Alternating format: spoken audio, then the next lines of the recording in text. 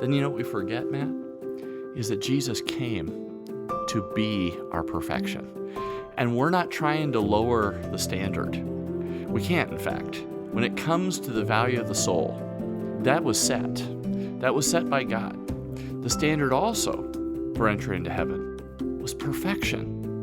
Perfection we can't meet. Greetings, everyone. This is Breaking Bread, the podcast brought to you by Apostolic Christian Counseling and Family Services. I'm glad to bring to you the second portion of a conversation I had with Ted Witzig Jr. on perfectionism. In the last episode, we talked about two types of perfectionism: self-oriented perfectionism and other-oriented perfectionism. And today we'll address the third, as well as good, healthy ways forward with the perfectionism we may be dealing with. Thanks, each one, for being here. This third one, called socially prescribed perfectionism. Now, I know that's a funny name, socially prescribed. What it is this. It is when I start to try to get into somebody else's head, and I think they think I should act this way. Okay? Okay. It's called I think, they think. What starts to happen, this is a social kind of perfectionism where I am reacting to my perceived beliefs about what others expect of me. Now, here's the thing. We all have perceived beliefs about what others expect of us, and it's not wrong to. But here's what happens. It can make us very socially anxious, feel insecure, and it can make us then get into a lot of people-pleasing and a lot of, oh no, what if they think this of me or that of me? It's important to understand that these perceived expectations can be actual, or they might be perceived. Okay? I just don't feel like I'm doing a good enough job. You know, my boss says, I think he's upset with me. I think he's going to think this or that. Give us an example of, Sally has got this, and this is how Sally thinks and what she does. Yeah. How about this? So Sally goes to a church, and she goes to visit another one of our churches. And she's unfamiliar with that church, and she's never been there before, okay? And its church culture is different than her church culture to some degree, one direction or the other. When she walks in the door, she immediately wonders if she's accepted. And she immediately wonders because she notices that she's different, one way or the other. You could do this either direction here. And as she walks in, she realizes she's different. And then as she does, she starts to wonder and just starts to play out. Am I accepted? Am I accepted? And then, oh, that lady looked at me. I think she thinks that I shouldn't be here. Okay? I think she thinks that I'm rigid. Or I think she thinks that I am, not good enough. And so what starts to happen is, how easy is it to strike up a conversation when that's going on in your head? Pretty hard. Pretty hard. So then you start to hang back. And you, as you're hanging back and anxious in a social situation, you don't let your natural personality come out. It's hard to have that conversation. It's hard to get to know people. And so what ends up happening is, can you imagine this? This happens all the time. It happens every Sunday in every church where two people have a picture in their head of what they think the other person wants of them. Mm-hmm. And you know what? They end up, instead of having a conversation from my heart to your heart and from your heart to my heart, we end up having a conversation, what I think you want of me, and you have a conversation what you think I want of you. And you know what? That's not authentic community. That's interesting. And I think it's important for us to explode this example to every area of our life. Oh, yes. This is happening at the family gathering. Oh, yes. This is happening at the workstation. Yes. This is happening, right? All of these places where we are now behaving according to some narrative that's in our head that we're fabricating. Yeah. But it goes back to that. They think, so I think. Flip it around. Okay. It's I think, they think. And so it's like, in my mind, I am picturing I would be unacceptable to them in this. Yeah. Interesting. Okay. So here's one of the things that happens with socially prescribed perfectionists. The noise actually in their head, the replay of conversations that they have, they can be in their own house, sitting in their own living room, and then they can have the thought that somebody not there, that doesn't even know that they're doing whatever they're doing, would not like this, or wouldn't agree with X, or wouldn't do Y. And they inadvertently invite that person into the room in their head, and it can destroy the moment. But one of the things that really, really stands out with socially prescribed perfectionism is mind reading. Okay? I'm in somebody else's head.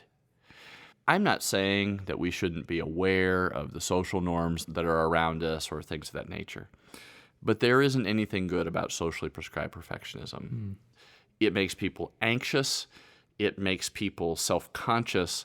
And in fact, they don't learn to be better social participants. They learn, this is a scary place and I want to get out of here. How do we move forward with this? Okay. Whether it's self-oriented, other-oriented, or this relational social, right? What are healthy steps forward? I'm going to give one key skill for each. Yes. Okay? So first, with the self-oriented perfectionist, they have this all-or-nothing mindset that really says, I've either got to hit it out of the park or I've not done it well enough. And I really would encourage them to develop a place in their life, a way to think about what is good enough. Okay? And I know there's been many a thought about, how good enough isn't good enough and those kind of things. But you know what? Back to that dinner on Tuesday night, the question isn't, did you make the perfect dinner for your family on Tuesday night? The question is, was your family nourished? Okay? And if they were nourished, it was good enough because that's the outcome goal.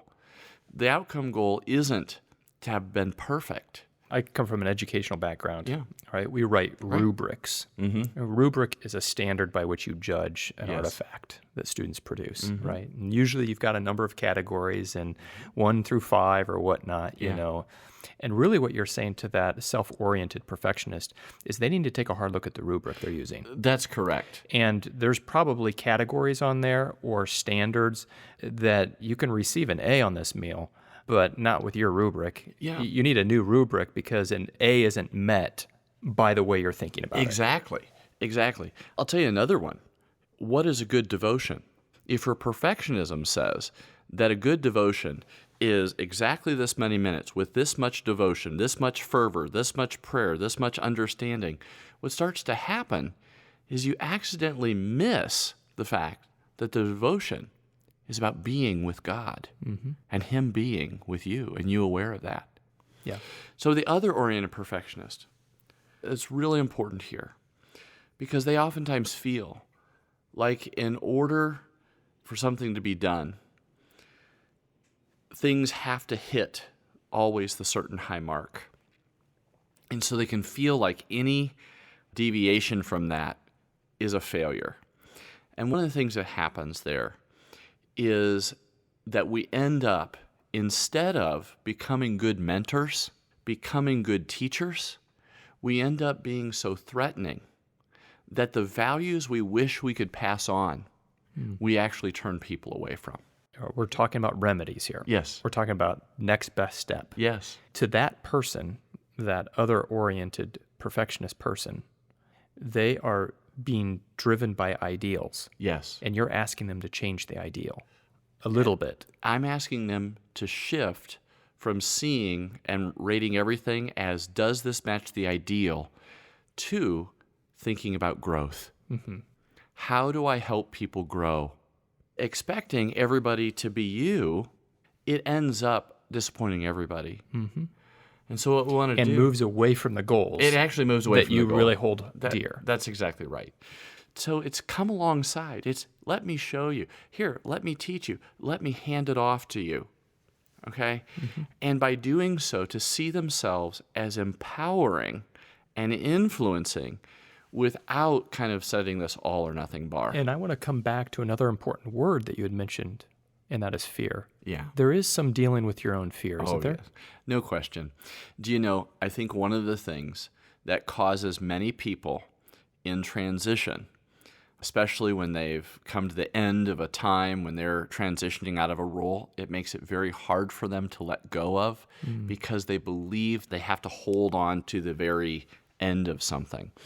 And I understand that to a certain degree, but I would also say that by not stepping away and letting the next generation take on and move up in, they don't allow the Spirit to work in that person. They also end up being, instead of a voice of encouragement to the next generation, they end up being the voice of fear to the next generation. I took over the eldership from my dad, and he's been a great mentor to me. And one of the things that he has done for me that has just been such a blessing to me in this transition into this role, because I'm still a newbie when it comes into that. I'm still a new elder. I'm still learning. But I would go sit with him, and he would say, this is what Brother Joe Breaker did. He was the elder before my dad. And he said, this is how he thought about it, and this is how I thought about it, and this is how things were. And he says, now, here are some things that you might want to consider. This is why I did what I did. And then he would say this. So when you decide how you want to do it, these are some things to just consider. So he would give me a position. He would go, this is where it was. This is how I saw it. And this is where we are. Now, when you take it, this is some things you might want to consider. What it did was it made him a safe person to be able to get counsel from. It helped me to see the past. It helped me to see how things have developed. It helped me to understand the key pieces to hold on to. But it also gave me the freedom to be me instead of the others. Ted, looking at an example like your father has shown in that example of a person who is not struggling with other perfectionism, right? It actually speaks volumes into the target, right? And I think another thing that really that example speaks to is there was a lot of trust. Yeah. He had a lot of trust. He has a lot of trust ultimately in God, in His Spirit, right? And in you in a sense as well. But I think that's an important thing to capture. It is. And I think what it did was it makes dialogue possible.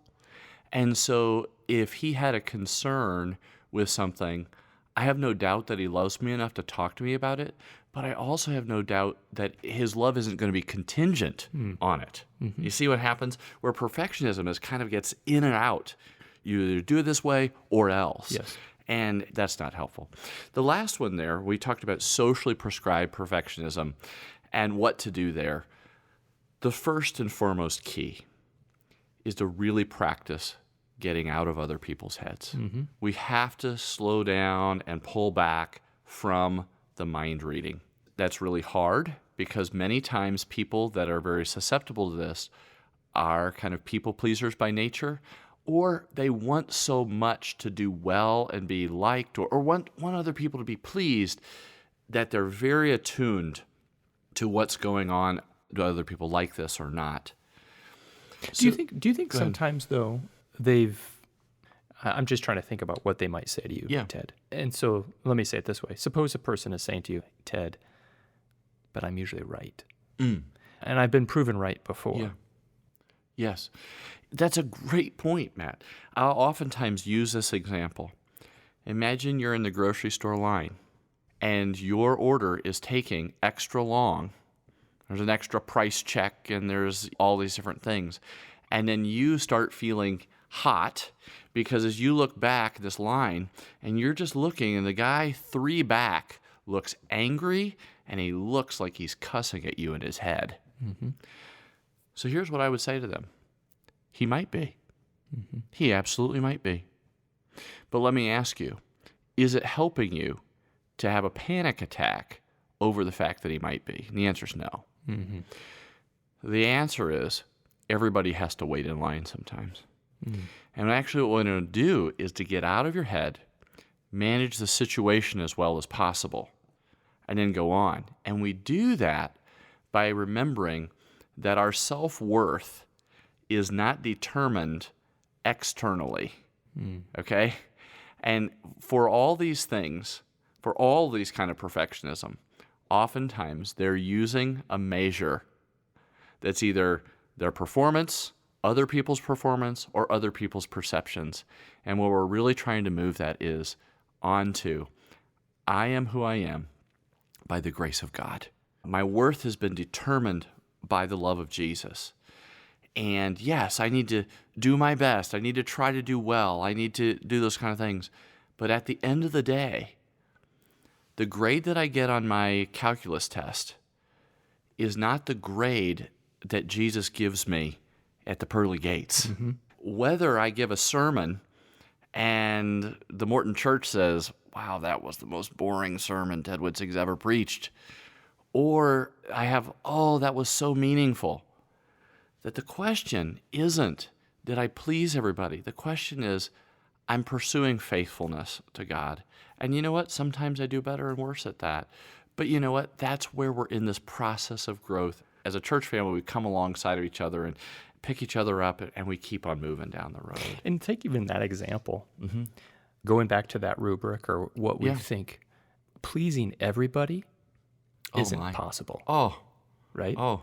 So there again, when we replace, I'm not going to please everybody, whether it's a sermon or a meal, right? Then all of a sudden, well, what is it that I'm trying to do here? That's right. I think that's helpful. It's very important because it's easier for us as human beings to use things that are measurable as measures of our worth, okay? And I'll tell you what I see a lot of moms do, okay? And if I ever write a book on depression, I would have a chapter called Don't Set Your Self-Worth by Your Laundry, okay? Or by your dishes. Because those things, they come and go, and they come and go. And are they ever done, Matt? Never. Are they ever done? So if your self-worth and your sense of, I'm a good mother, I'm a good housewife, I'm a good this. Or, if I've done 100% of the laundry, that would never happen. And it means that every 6 months for about 6 minutes, you could feel good about yourself. Oh, no. And the same thing's true if you're a farmer and you're measuring the outcome by your yield or by this or that. Everybody can find something to measure by. And in fact, it's not wrong to use measurements, but we have to be careful because when that goes into the core value of our worth, then you know what we forget, Matt? Is that Jesus came to be our perfection. And we're not trying to lower the standard. We can't, in fact. When it comes to the value of the soul, that was set. That was set by God. The standard also for entry into heaven was perfection. Perfection we can't meet. And Ted, we would be lowering the standard by choosing our own. Exactly. Wouldn't we? Exactly. Yeah. Actually, it's one of the most beautiful things about this. It's why I love to work with perfectionism. Because there's a wonderful answer. Because ultimately, so much of this, yes, there's emotional parts, there's thinking parts, there's social parts, but so much of this comes to finding the groundedness in living into what God has done for us through Jesus, and then seeing our walk of growth, our sanctification, is really a process by which we move into the fullness of the stature of Christ. And I think, Ted, maybe we'll end with that. The hope that perfectionism brings to us, if that is what we struggle with. Sure. The hope that it brings us is an indicator that says there is a perfection to apprehend. Yep. And it's been given to us. Yeah. And then the delight of shedding our own and taking on his is quite welcome. It is.